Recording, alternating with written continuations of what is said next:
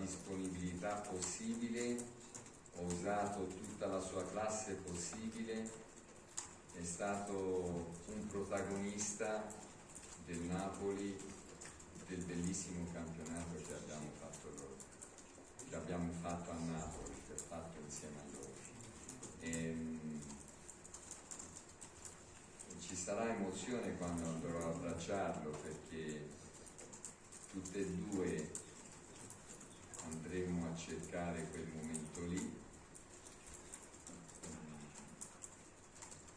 È un calciatore forte, fortissimo, e ci creerà dei problemi, come lui sa, perché conosce quelli che ha davanti molto bene, che sarà altrettanto faticoso dover giocare contro questi calciatori qui.